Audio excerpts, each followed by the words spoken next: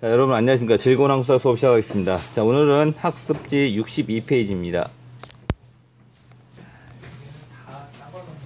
자, 신분제의 동요, 신분제, 조선 초에 자, 양반과 상민으로, 그 다음 실제적으로는 양반, 중인, 상민, 그 다음에 천민으로 구성된 이런 체제가 조선 후기에 급격히 흔들립니다. 이유는 여러 가지가 있겠죠. 정치, 경제, 사회적으로 다 있습니다. 자, 어떤 건지 한번 볼까요? 첫 번째로 양반 권위층이 약화됩니다. 제일 중요한 건 양반의 권위 약화돼. 왜 약화되냐? 양반층이 분화합니다. 양반이면 다 잘 사는 게 아니야. 양반도 이제 바뀌어. 그 이유가 첫 번째 일당 전제와 일당 한 당이 전제 다 차지하는 거죠. 그러니까 몇 개의 당파가 다 차지하는 게 일당 존재합니다. 대다수 양반이 몰락한다. 그 몰락한 양반이 뭐냐? 별표 2개. 바로 향반. 향촌에서만 양반을 하는 이 향반과 그다음 찌끄러기 양반, 잔반. 여러분 반찬 찌끄러기를 잔반이라고 하죠. 양반도 찌끄러기 양반이 있어요. 자, 여러분 선생님이 자, 밑에 그림 있죠? 자, 요 사람들입니다. 뭐야? 이걸 쓴 거 보니까 밑에 양반인 것 같지?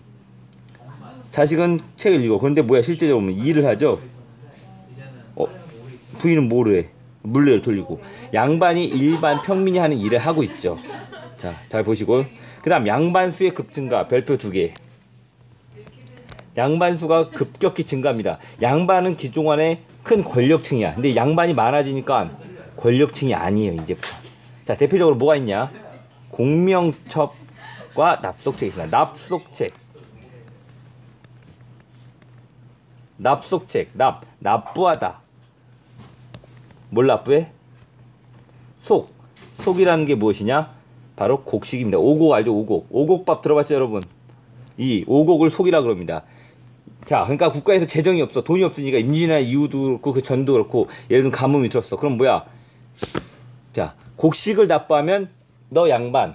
저 쌀 두 가마 양반. 이런 식이 됩니다. 양반수가 급격히 들어가. 자, 여기서 그럼 왜 일반 평민들은 양반이 되고 싶어 했냐? 여러 가지 이유 중에 하나인데 그 중에 첫 번째가 뭐냐? 바로 조선 후기에 들어가면 여러분 저번에 얘기했죠. 균역법도 그렇고 군역은 누구만 져?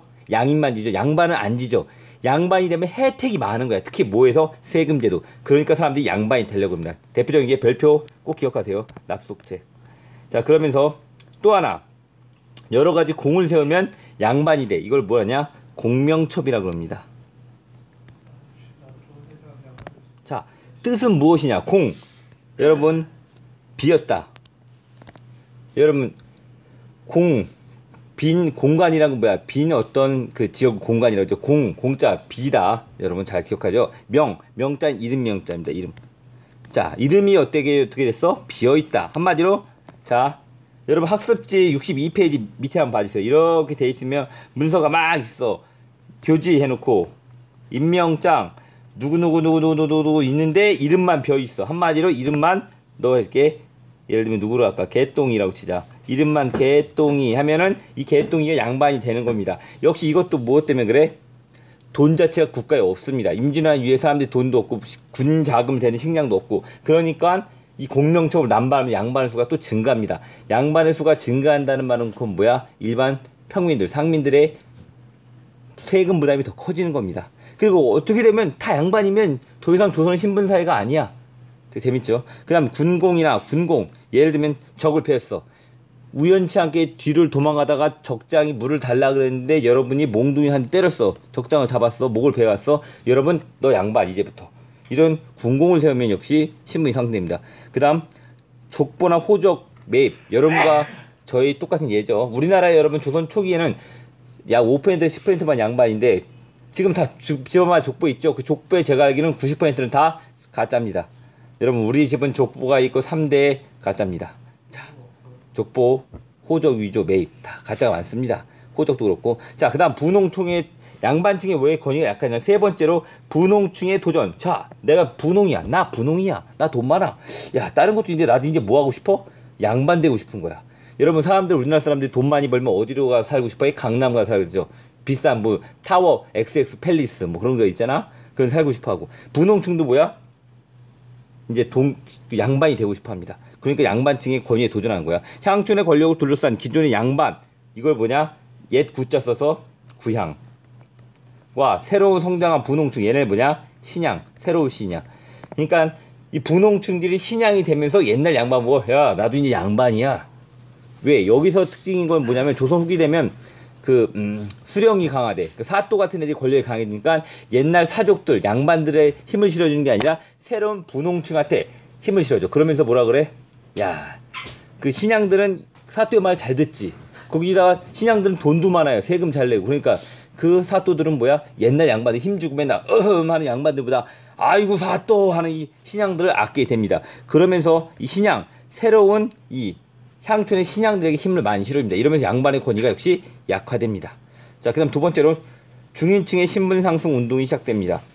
중인층 뭐야? 양반의 밑에 있고 상민의 위에 있는 얘네도 어때? 돈도 많이 벌고 여력이 있으니까 야, 우리도 좀 상승하자. 그러면 그 중에 첫 번째 누가냐? 서어리 신분 상승 운동을 합니다. 서울의 뜻은 여러분, 서자는 양인에게 태어난 양인에게 태어난 양반과 양인에게 태어난 아들을 사람을 서라고 불러. 그 얼은 뭐냐? 이 얼은 뭐냐? 노비에게 태어난 그런 그 사람을 어리라 그럽니다. 서울의 신분 상승 운동. 근데 여러분, 서울의 신분 상승 운동이 먼저 먹혀. 왜? 양반들이 결국 일반 중인들은 자기랑 관계가 없다고 생각하지만 서울들은 누구야? 특히 자기 자식이잖아. 어떻게 되건 자기 자식이기 때문에 서울들이 먼저 신분 상승 운동에 성공합니다. 집단 상소 시위. 정조 때 규장각에 등용된 유드공. 이름이 여러분 득공이야. 유드공. 박제가. 이 두 사람들 봤을 때 정조 때 많은 서울들이 이제부터 뭐야? 높은 관직에 슬슬 올라가기 시작합니다. 양반의 기존의 그런 체제가 무너지는 거죠. 그 다음 서울뿐만 아니라 중인들의 신분 상승 운동이 됩니다. 기술직에 종사하며 재산과 실물을 축적합니다. 특히 역관들은 별표. 역관들이 왜 그러냐면 여러분, 예전 장희빈의 아버지가 여러분 중인대 역관 출신인데, 역관들은 조선 최고의 부자입니다. 책도 있어. 조선 최고의 부자는 역관이라고. 왜? 중국에 또는 일본에 무역을 하면서 역관들이 뭐냐면 여러분 말을 하는 거야. 샤마 막 이렇게 통역해주는 사람이 역관이야. 얘네들이 왔다 갔다 하면서 많은 재물을 축적해. 왜? 대외 교역은 여러분 상당한 부를 축적할 수 있는 방법이 많습니다. 우리나라에서 10원인 게 외국 가면 1000원이야. 100배 이득을 볼 수 있는 것도 있죠. 그 당시 특히 교통이나 그런 게 발달 안 했기 때문에 더 그랬습니다.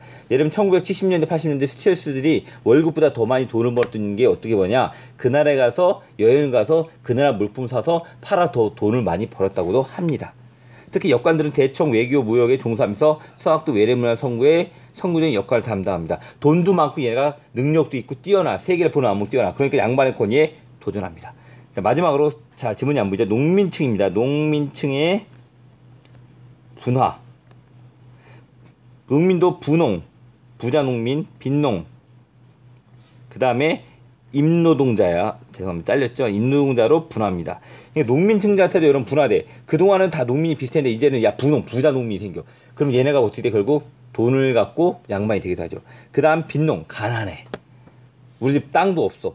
그것도 땅조차도 없는 게 바로 임노동화 된답니다. 저번에 한번 얘기했죠. 마르크스의 프롤레타리아와 그 다음에 부르주아 얘기했죠. 프롤레타리아, 정확히 노동력만 갖고 활동하는 애들, 얘네들이 프롤레타리아인데 그게 바로 이런 임노동자. 한마디로 몸뚱이 갖고 먹고 살아. 얘기했죠 여러분. 교사도 프롤레타리아, 임노동자입니다. 왜? 결국 노동력 갖고 먹고 살기 때문에. 의사도 여러분 건물이 없고 노동력 갖고 먹고 살면 그 사람도 역시 임노동자야. 나중에 본인이 이 노동력으로 먹고 사는 사람들은 다 임노동자라고 합니다. 여기까지 하겠습니다.